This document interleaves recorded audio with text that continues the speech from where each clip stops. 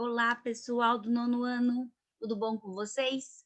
Hoje a gente vai dar continuidade, né? E a aula amanhã de quarta-feira, nós vamos fazer a última parte, né? Falando sobre o último presidente, né? General, né? Aqui no Brasil durante a ditadura civil-militar.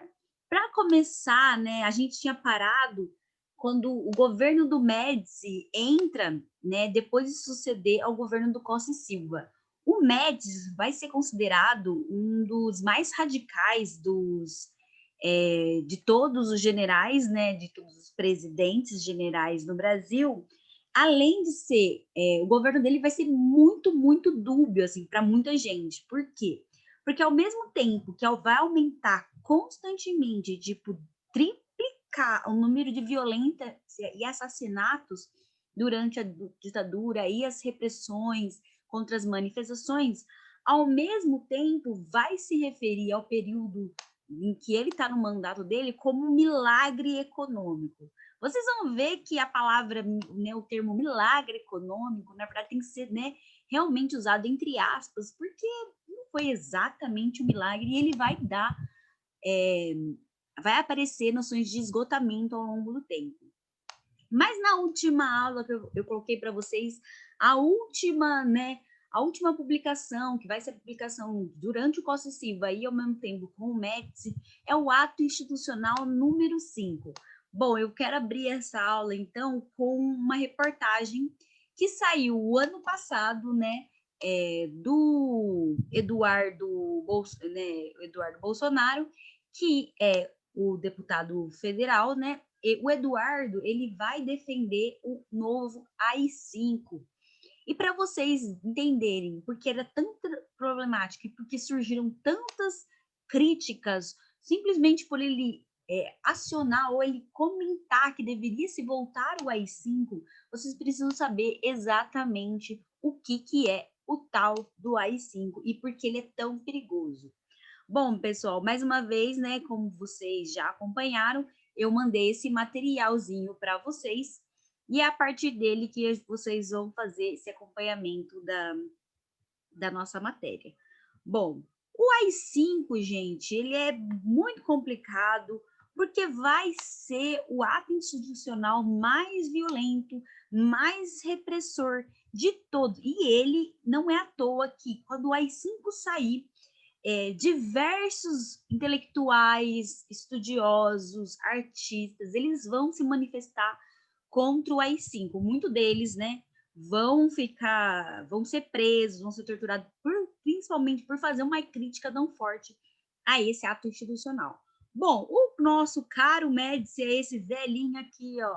Não se deixe enganar, este velhinho é um grande torturador, tá? O que era o AI-5? A ideia do AI-5 é que ele veio, né, para acabar com as ideologias e tudo aquilo que parecia ser subversivo ou contrário, né, ao governo, né, militar, ao governo civil e militar durante a ditadura, né? Essa que é uma frase do AI-5, só para vocês saberem, no combate às subversões e às ideologias contrárias às tradições de nosso povo na luta contra a corrupção. É muito comum, gente, vir essa frase ou vir contra o termo da corrupção, porque fica muito aquilo aberto, né? Tipo, o que são os corruptos, né? O que são os corruptos? Gente, é durante a ditadura também que a gente tem que começar a pensar que nossa ideia sobre quem é mal e quem é bom, ela se amplia um pouco mais. Por quê? Porque a gente tem que pensar que todo bandido, todo o cara condenado como bandido, o cara que vai ser chamado de mal, não sei o quê, vão ser todas as pessoas durante aquele período que vão lutar contra a ditadura. São civis, são militares, é gente tipo de todas as áreas, né, que vão lutar contra a ditadura. Por quê? Porque a gente tem que pensar que naquele momento a ditadura é aquilo que é oficial. Então, tudo aquilo que vai contra aquilo que é oficial, contra as regras, contra os direitos, contra a legislação, é um crime. Então, o criminoso sempre vão ser os estudantes, né, como eu falei para vocês, e vão ser grupos paramilitares, vão ser todos os grupos que vão contra a ditadura, né? O AI-5 ele veio para realmente acabar com esses setores, né, contrários, né, e acabar de certa forma com a guerra revolucionária, né? Então, tudo aquilo que era considerado revolucionário ia de contra a ordem oficial, que são dos militares dos civis, né? Então o AI-5 vai vir para acabar com toda a resistência possível, e principalmente resistência armada que vai vir contra o governo, né, do Médici, né? Por quê? Porque vão se usar toda a resistência vai usar de assalto a bancos, principalmente o dinheiro dos bancos, para poder, né, pagar né, as diferenças sociais que estavam acontecendo. Os assaltos, né, vai ter sequestro de diplomatas, a resistência vai usar de tudo para forçar, né, a saída dos militares do poder. O AI-5 vai se disponibilizar principalmente em cima de censura. E vai vir uma censura pesada, do tipo, não podendo mesmo, nenhum momento de crítica ao governo. Você não pode. Se vocês hoje têm a possibilidade de xingar né, o governador, o presidente, o prefeito, né? Se vocês têm a possibilidade de falar, de criticar qualquer possibilidade dessa, essa possibilidade era inexistente durante a ditadura. Você não existia a possibilidade de você poder ser contra. E nenhuma revista, jornal, peça de teatro, música, exposição, qualquer coisa. Né? É nesse momento que vão surgir, como eu falei para vocês, vários, principalmente na parte da arte do jornalismo, críticas a esse ato institucional. Esse mesmo aqui, ó, ele é o Pasquim. O Pasquim, ele é um jornal, uma revista, né, que existia em que várias pessoas vão atuar no Pasquim, inclusive o Luiz Fernando Veríssimo, que é um autor de comédia hoje em dia, o que fez o Ziraldo, que fez o Menino Maluquinho. Por sinal, essa crítica aqui é do Ziraldo, o Ziraldo vai ser preso, tá? Então, o Ziraldo, por exemplo, era considerado uma pessoa subversiva da época, né? Esse aqui, ó, essa crítica do Ziraldo aqui, são duas críticas do Ziraldo, uma sobre o AI-5. Ai, o AI-5, né? A cobra fala: te cuida que a barra tá pesada para as cobras. Aí o elefante olha e fala: mas você tá pesada para as cobras? Né? Mas eu não sou uma cobra.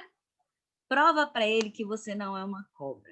Né? Essa é uma crítica muito, né, um humor muito, muito bom para explicar do tipo assim, várias pessoas elas eram acusadas pelo governo, principalmente de serem resistência, até muitas vezes delas nem tinham, né?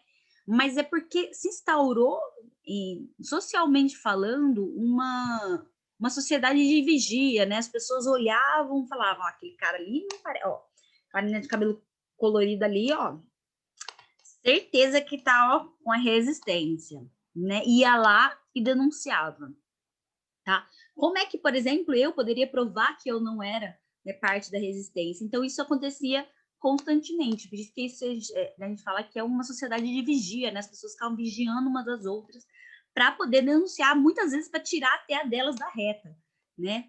Essa outra era uma propaganda muito forte, né, nacionalista do governo da ditadura, que falava assim: se você não ama seu país, se você não está contente com o Brasil nesse momento, né, de ordem militar, você pode deixá-lo, né? Só que necessariamente a pessoa não está deixando o que ela quer, né? Ame ou deixe, né? Ela expulsa, né? E essa bandeira aqui, ela esteve muito tempo, ela foi produzida muitas vezes e por um artista brasileiro que falou: seja marginal, seja herói.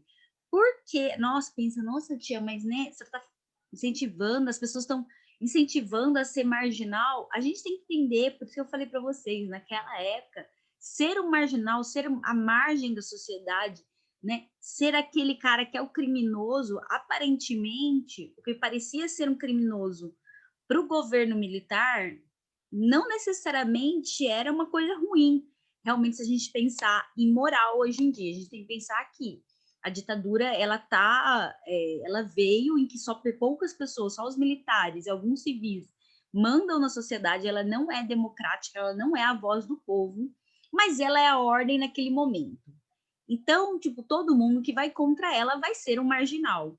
Por isso que, naquele momento, ser um marginal era necessariamente ser um herói. Você está sendo um herói da pátria, ajudando, né, o resto da população, não somente aquela que se alinhava ao governo, né? Isso aqui é um apanhado de coisas para vocês terem uma noção de como que o AI-5 ele influencia geral nas questões. Vai aumentar o número de censuras, por exemplo, isso aqui é um processo de censura contra a Globo, né, da novela Gabriela, né, baseado no livro Gabriela, do Jorge Amado, que, por sinal, o Jorge Amado, ele era do Partido Comunista, ele claramente ele era comunista, então, tipo, vai censurar a novela Gabriela na Globo, vai ter esses processos, né, tipo, que vai comentar se tem questões de subversividade, né? Esse processo é uma das músicas do Chico Buarque. O autor seria um débil mental, de nome Francisco Buarque de Holanda, que é o Chico Buarque, né? O cantor Chico Buarque, criou uma peça que não respeita a formação moral do espectador, ferindo de modo contundente todos os princípios de ensinamento moral e religião herdados dos nossos antepassados. Expressões pornográficas mais baixas possíveis, né?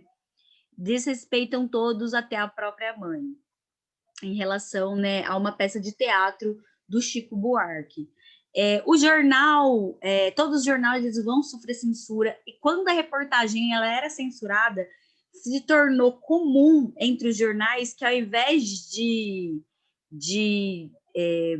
tirar, né, totalmente a parte que for censurada e deixar vazia, eles colocavam muitas vezes algo para ridicularizar o governo. Que forma? Colocavam receita de bolo, então colocava ou uma foto preta. As pessoas começavam a entender que tudo aquilo que estava em preto ou tinha uma fórmula de bolo, né, de uma receita, era uma parte censurada pelo governo, né? Então, o Médici nomeia um novo ministro. Provavelmente a foto, alguma coisa do novo ministro foi censurada, então o Estado de São Paulo, o jornal Estado de São Paulo coloca, agora é samba, né? Já que não pode colocar nada que seja contra, né, as regras. Por isso que é no governo do Médici mesmo, que apesar de já ter em todos os outros governos, né, do Castelo Branco e do Costa e Silva, uma oposição, o governo do Médici, essa oposição vai crescer muito. Vai crescer principalmente por causa de uma guerrilha, né? Porque como não, as pessoas não conseguiam ir às ruas se manifestar, porque os militares iam lá, batiam a pau na galera, começou a crescer uma oposição de forma de guerrilha. O que são as guerrilhas, gente? Eu já ensinei para vocês, mas eu vou falar novamente. Guerrilhas são grupos que usam métodos de guerra, né, em formato menor e principalmente a lugares específicos estratégicos. Então, você vai usar principalmente a população do lugar para poder ajudar. Por quê? Porque a galera que vem de fora, por exemplo, os militares que vêm de fora, se eles querem lutar numa guerra, numa luta, num lugar contra aqueles que já são do lugar, é lógico que a população local ela tem vantagem, porque ela conhece o terreno. Isso principalmente quando é nos centros urbanos, que vai ser usado muito, é chamado de guerrilha urbana. Então, as guerrilhas no Brasil inteiro vão ganhar força. A guerrilha que ficou mais famosa, né, por todas, não somente pela amplitude, pelo tamanho dela, mas também pela forma como foi, como fala, ela completamente destruída, essa guerrilha, ela foi, todos os grupos foram presos e mortos, quase todos mortos, foi principalmente chamada a Guerrilha do Araguaia. A Guerrilha do Araguaia, por que ela leva esse nome? Ela vai seguir principalmente na região do Araguaia. Ali, ó, se vocês forem ver, ela pega essa parte, né, né, então ela vai pegar uma parte, né, de Belém, vai pegar do Pará, vai pegar uma parte de Tocantins, vai até Goiás, né? Então, essa guerrilha, por que ela foi organizada pelos militantes do PCdoB, que é o Partido Comunista do Brasil, e os dissidentes, ou seja, algumas pessoas do PCB, né, que Gente, parece parecido, mas eles são grupos diferentes, tá? O Partido Comunista do Brasil e o Partido Comunista Brasileiro. O nome é parecido, mas eles têm diferenças em algumas coisas, porque eles não concordam necessariamente em tudo. Em 1967, vão se juntar mais ou menos 80 guerrilheiros. É muita gente para uma guerrilha só, por sinal. Aqui na Bacia do Araguaia, ó, que vai ficar. O que é a bacia, né? Início do Araguaia, né? E esse grupo, eles vão se juntar principalmente, como eu falei para vocês, com a população local que está passando por muita dificuldade, porque meio que o governo abandonou. Essa região, gente, ela é uma região de muita seca, tá? E é a região onde a população passa, é a região do Agreste, quase, Brasil. Então, é uma região que a população passa muita necessidade, e é pensando nisso que a guerrilha se junta à ditadura militar. O líder dessa guerrilha se chama Carlos Marighella, que é esse carinha aqui. O Carlos Marighella, ele vai ser preso, né? A guerrilha também vai ter muita força até 74, quando vão ser descobertos, né? E vai ter uma repressão pesada, né? Esse aqui é o grupo da guerrilha do Araguaia. Como eu falei para vocês, quase todos eles foram mortos ou estão desaparecidos, né? Então vai ter, para vocês terem foto, assim, os soldados mesmo do Exército Brasileiro que vai conseguir acabar com a guerrilha do Araguaia vão tirar muitas fotos, tá vendo? De como eles são presos, eles vão... É muito triste as fotos desse momento, porque o Exército Brasileiro vai demonstrar muito como, tipo, né, a matança fosse uma coisa boa, né? Finalmente acabaram. E essa, né, essa guerrilha, ela vai ficar muito marcada. Hoje em dia, a gente não fala muito da guerrilha do Araguaia, infelizmente, aqui em São Paulo, mas ela é muito lembrada nessa região do Araguaia, né, principalmente na região do norte e nordeste do Brasil. E vai ter a guerrilha também da Aliança Nacional Libertadora de São Paulo, que o Marighella também vai se liderar, tá? O Marighella, ele vai ser, tipo, ele vai estar entre os mais caçados entre os líderes. Por quê? Porque a Aliança Nacional Libertadora é a guerrilha que vai conseguir sequestrar estrangeiros, inclusive o diplomata dos Estados Unidos, embaixador dos Estados Unidos, tá? E ele vai usar normalmente esse sequestro, esses embaixadores, como moeda de troca, né? Principalmente com aqueles que eles sabiam que estavam presos e estavam sendo torturados. Que faz parte da Aliança Nacional Libertadora também vai ser a presidenta Dilma, né? Que também vai ser presa, vai estar entre um dos sequestros, vai ajudar em um dos sequestros. Né? É por isso que eu falei para vocês que muitas vezes, né, a gente tem que ampliar um pouco mais a nossa imagem sobre aquilo que a gente acredita que são as pessoas são boas ou são más, né? O Marighella vai ser morto, vai ser numa emboscada, vai ser torturado. E, por sinal, o ano passado saiu um filme do Marighella que estava um dos que iam concorrer talvez ao Oscar, tá? Que é uma pessoa muito, né? É uma imagem, é uma pessoa de uma pessoa muito contraditória, né? Tipo, tem muita gente que acredita que o Marighella seja um grande criminoso e outras pessoas que acreditam que o Marighella foi um grande herói por tudo pela libertação e pela luta que ele fez contra a ditadura.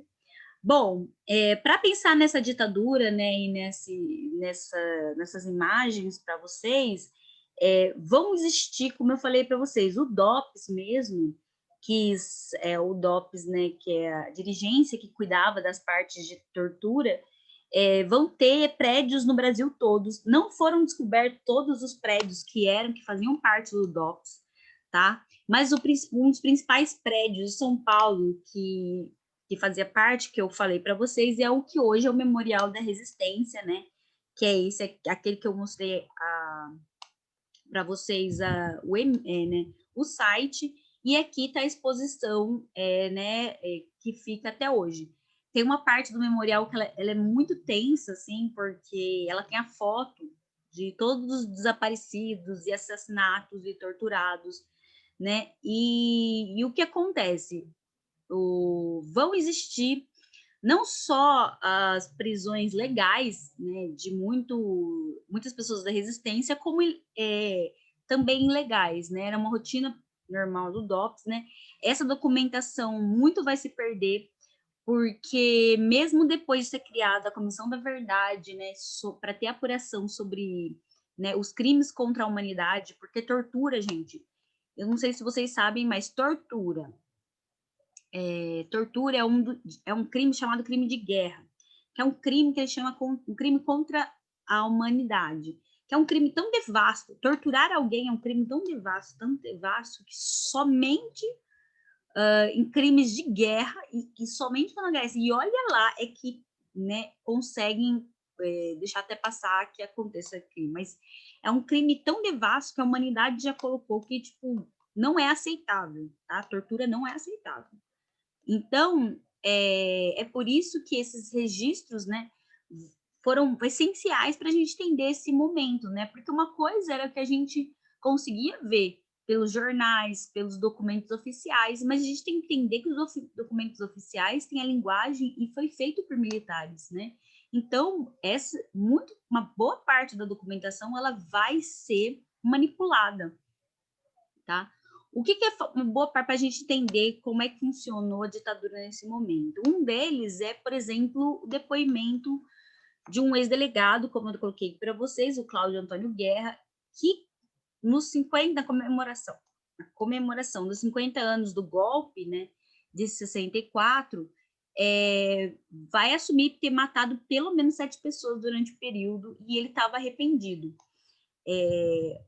A Comissão da Verdade ela vai conseguir trazer alguns depoimentos, né, de muitos desses, e muitos dos depoimentos vão apontar a participação do delegado chamado Sérgio Fleury, em São Paulo, como o maior torturador do DOPS, assim, que ele mandava torturar mesmo, ele mesmo, muitas vezes mandava torturar mulheres, o Fleury foi condenado por mandar matar e torturar crianças, tá?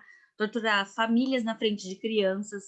Então, quando as pessoas falarem, nossa, não, mas a ditadura no Brasil ela foi branda se comparada à ditadura na América Latina, não, a ditadura no Brasil ela não foi branda, porque existia um nível de violência gigantesco, tá? Então, as duas pessoas mais apontadas como torturadores vai ser o Fleury, então, né, o Sérgio Fleury. Então, se vocês virem uma homenagem ao Sérgio Fleury, não fiquem felizes. Existem homenagens ao Sérgio Fleury na Polícia Militar, porque ele era um delegado da Polícia Militar, tá? Ele vai ser apontado como um dos assassinos do Carlos Marighella, e o outro é o Ustra, né? Homenageado pelo atual presidente Bolsonaro, na época que ele era deputado federal no parlamento. Então, e o Ustra é um dos apontados também, assim como pelos próprios militares, pelos torturadores, como nos grandes torturadores e das pessoas que mandava torturar mesmo, assim. O cara foi muito conhecido porque ele mandava torturar principalmente crianças, tá? E mulheres grávidas. Então, a gente tem que pensar na resistência com muito né, carinho, assim. A gente tem que pensar que foi uma situação diferente no Brasil, né? E a gente não pode comemorar isso, né? A gente não pode celebrar isso. A gente deve lembrar, a gente não deve esquecer, não deve haver um apagamento sobre isso, tá? Porque a gente precisa saber o que aconteceu no Brasil nesse momento para que isso não seja novamente. Mas, ao mesmo tempo em que, né, a gente vê sobre isso, vai existir também uma boa, através das propagandas nos jornais e revistas e rádio, uma propaganda muito forte do governo Médici, que vai ser chamado como um período chamado milagre econômico. O que acontece? Como eu falei para vocês, né, quando o governo saiu do Juscelino, né, do governo do Juscelino Kubitschek, né, o Kubitschek vai deixar um arrombo, né, econômico no país, e né, em que ninguém consegue dar conta, nem o Jânio Quadros, nem o Goulart conseguiu, né? O Goulart não conseguiu manter, né? Porque levou o golpe, né, em cima. Mas já durante o Juscelino foi criado um programa chamado Programa de Ação Econômica do Governo, né? O objetivo era controlar principalmente a inflação, que estava muito alta, chegando a 80%. Para vocês terem noção do que é uma inflação, é só lembrar, né? Que sempre eu falo, né? Algo custa um preço, né? Tipo, esta caneta custa R$ 1.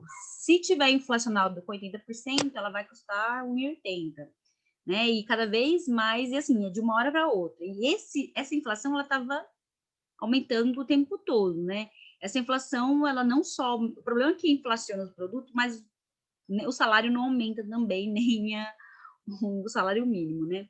Então, com esse programa, o que vai vir, né? O governo do Médici vai colocar algumas medidas, que é um ajuste salarial de acordo, né? Tipo assim, que tivesse realmente um ajuste salarial, mas que não houvesse um ajuste salarial realmente grande, o que, né, danava tudo, já que se a inflação estava chegando a 80%, ou seja, se a caneta sair de 1 ia para 1,80, não existisse um ajuste salarial, tudo estava aumentando, aí o salário continuava a mesma coisa, né? Por que isso? Porque o governo achava que tinha que juntar mais dinheiro, né? Arrecadar mais dinheiro, principalmente por causa disso, né? Uma das coisas era investir em mudanças na indústria de base. O que é indústria de base, né? A indústria tipo siderúrgicas, indústrias metalúrgicas, né? Indústria, né, que fazem a base dos produtos, aquela que vão mexer com as matérias-primas, né? Vai ter um aumento, né, de consumo da população, mas a população realmente mais baixa não vai conseguir consumir. Por quê? Porque se não tem ajuste salarial e está aumentando demais, né, o preço das coisas, a classe mais baixa não vai conseguir, né, realmente consumir. Vai ficar cada vez mais pobre. Se não aumenta realmente esse consumo, né, o que acontece? O governo tem que investir, né, de alguma maneira para gerar dinheiro, né? E o que, desde lá do Juscelino, né, a abertura para empresas, capital estrangeiro aumenta muito. É o que eu falei. Capital estrangeiro, de certa forma, é bom? Porque gera dinheiro, né? Cria-se fábricas aqui e gera dinheiro. O problema é que a maior parte desse dinheiro não fica no Brasil, acaba indo para fora, né? Quando esse dinheiro vai para fora e os salários não melhoram, né? O que acontece? A população não consegue consumir, cada vez vai se tornar uma bola, né? Vai se tornar tanto uma bola, né? Vai chamar milagre econômico, porque as pessoas vão começar a consumir, da classe mais alta, vão consumir mais por causa dessa entrada de produtos estrangeiros no Brasil.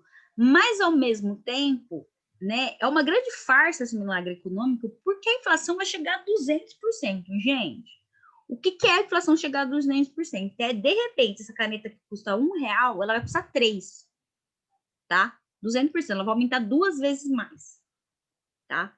Então, ela, tipo, hoje, né, na terça-feira, aumentou, ela custa R$ 1, amanhã, na quarta-feira, ela vai custar R$ 3, de uma hora para outra, né? É por isso que as pessoas saem correndo para comprar as coisas, porque elas têm medo de não saber que horas que a inflação vai mudar ou vai diminuir, né? A população, ela se mantinha ainda crente, por quê? Porque a propaganda do governo ela é muito forte através do Departamento de Propaganda, Imprensa e Propaganda, criada desde o governo do Getúlio Vargas, mas que se mantinha, né, até a ditadura militar, que é chamado de DIP. Né? O governo, nossa, eles faziam um monte de propaganda, né?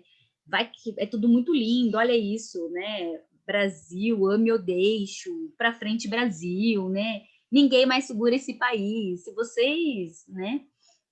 A propaganda vai vir tanto, assim, vai se ter uma avalanche de propagandas positivas sobre o governo, que, né, no governo do Médici vai ter a Copa, né, de 70, que é quando o Brasil ganha, né, e mais do que, né, todo brasileiro adora uma Copa, né, então, mais que propaganda que isso, né, justo nesse ano, olha como nosso país está frente, até a Copa do Mundo a gente ganhou, né? Então vai aumentar o número muito né? O Canaca nosso, né? Essas propagandas muito nacionalistas, né? Tipo de positividade, mas sempre tem que tomar um cuidado com ela, gente, porque se sem positivo mais, alguma coisa provavelmente está querendo esconder. Uma das coisas que ele está querendo esconder naquele momento é, né, que essa inflação estava chegando a 200%. Então, começava o milagre do Médici a se esgotar, né? Tipo, as pessoas começavam a perceber que era uma grande mentira e esse boom vai vir com a crise do petróleo em 70, 74, né? Quando os países do Oriente Médio vão guerrear por causa do petróleo e o Brasil vai ficar sem a maior parte do petróleo que vinha de fora, vinha de lá, que assim, a gente tinha, né, nosso petróleo aqui pela Petrobras, mas a gente não conseguia ainda, né, extrair e manter todo o país com petróleo daqui do Brasil mesmo, né? Então, gente, toma cuidado sempre, né? Se não é mera coincidência, quando um país está muito em crise, principalmente política, quando o país está em crise econômica, né? Apareceu um monte na nossa TV, na rádio, nos jornais, né? De que o nosso país é lindo, como a gente ama, como a gente tem que, né? Como a gente tem que ser positivo em relação ao nosso país, que a gente tem que ficar, que a gente tem que se manter, né? Tomem cuidado, que se vocês separarem, sempre quando a gente tem uma crise nacional, principalmente econômica e social, vão surgir essa positividade toda, a bandeira do Brasil vai se espalhar por aí em todos os lugares. Essa aula assim, que eu gostaria de falar, né? Amanhã eu vou terminar com o último presidente com vocês, mas eu gostaria de falar do Geisel. O Geisel vai ser o presidente que vai entrar para segurar a bucha do Médici, né? O que acontece? Com todo esse esgotamento, já deixando muito clara a situação no Brasil, vai entrar, né, um general, que é o Geisel, não, o Ernesto Geisel, e que, percebendo esse esgotamento, a população já está saco cheio, já, né, com a crise econômica, com todas as torturas, todos, né, as denúncias sobre desaparecidos, né, a pressão lá fora já começa a surgir também, né, a pressão lá fora né, dos outros países sobre os desaparecimentos, sobre o que estava acontecendo no Brasil. O Geisel vai dar a entender de que a gente começar a abrir o país para um processo de redemocratização. Mas não se deixe enganar, gente. O Geisel, até os 5 anos atrás, o Geisel, apesar de todo mundo saber que o Geisel é um general, tudo mais, o Geisel tinha uma grande propaganda, né? As pessoas viam o Geisel como um presidente, um general muito moderado. Só que já faz uns 5 anos que essa ideia vem mudando completamente, principalmente 2 anos atrás, quando vai surgir um relatório do FBI, da CIA, nos Estados Unidos, falando tudo que o Geisel fez, tá? Com a ajuda dos Estados Unidos, lógico, né? Então, mas assim, vamos falar primeiro, né, a imagem que a gente tinha do Geisel antigamente, né? O Geisel vai começar a apontar, né, que a gente tem que voltar para o processo de redemocratização, mas que isso vai ser conduzido pelos militares para manter-se a ordem, né? Então, ele vai ganhar, né, no Senado e ele vai colocar algumas medidas para manter enquanto isso. Um vai ser o Projeto Abril, de 77, que os militares ainda vão votar indiretamente nos senadores, ou seja, a gente não vai ter voto direto pela população nos senadores, e a Lei Falcão, em 76, que vai proibir os candidatos de fazer debates, né, ao vivo na televisão. Por quê? Né, que eles querem evitar que o tiro saia pela culatra, né, dos militares e que, na verdade, né, a oposição que abre-se para a oposição comece a falar todas as denúncias que estão acontecendo. Então, o que acontece?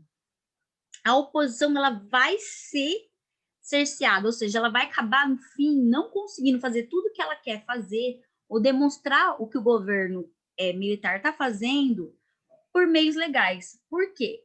Porque ao invés de proibir através da violência, o Geisel proíbe através da legislação. Uma legislação que eles mesmos estão fazendo, né? Tipo, e que não tem participação nem popular e muito menos de civis, né?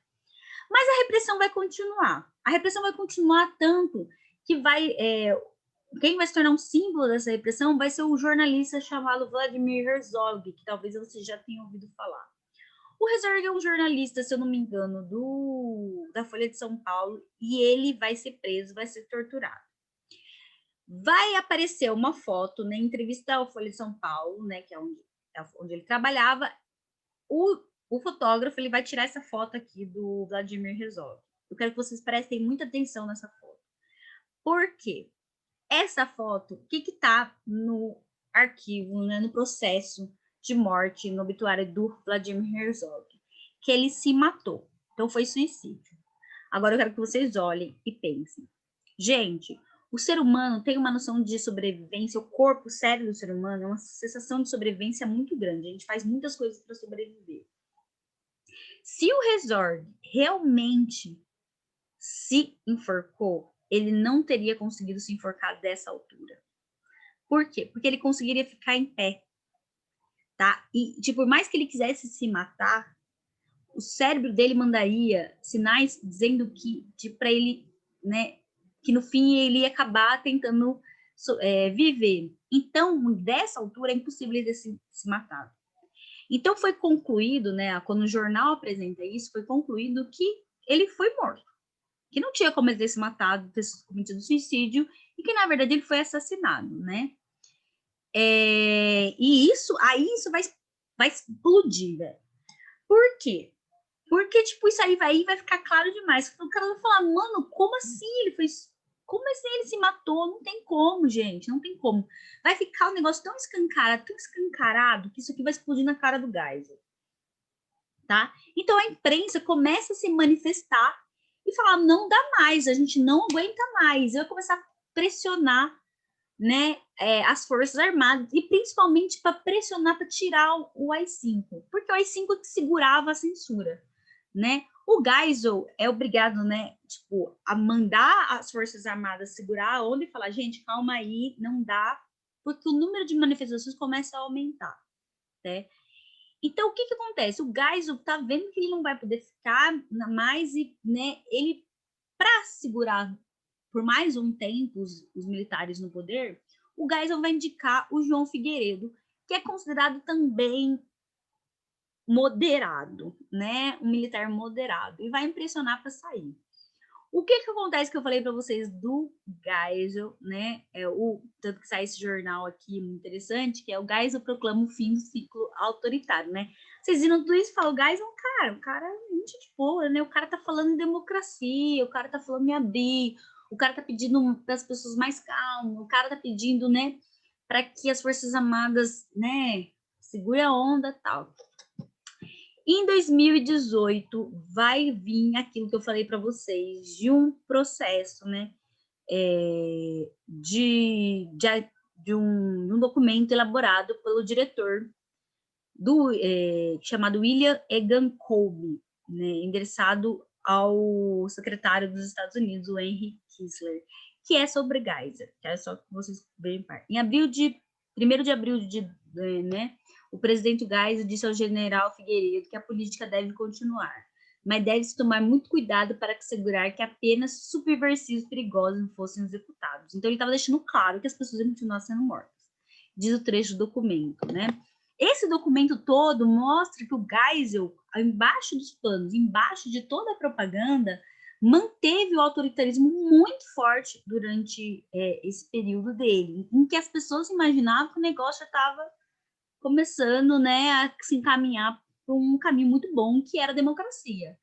Então, é o que eu falo sempre para vocês, né? A gente tem que tomar muito cuidado com propaganda, a gente tem que tomar muito cuidado, a gente tem que começar realmente a observar como é que acontece a política através dos atos, né, daqueles que governam o nosso país, né? Não é somente da propaganda, não é somente, né, da ideia, porque isso tudo é produzido, né, pelo próprio governo. Então, são documentos oficiais. Então, o documento oficial vai ter a cara do próprio governo. Então, é o resto que a gente vê.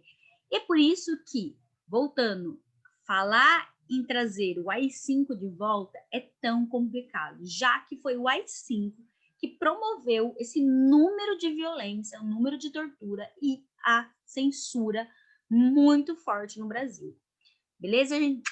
Fica um abraço, um beijo para vocês. Até amanhã na nossa próxima aula. Tchau!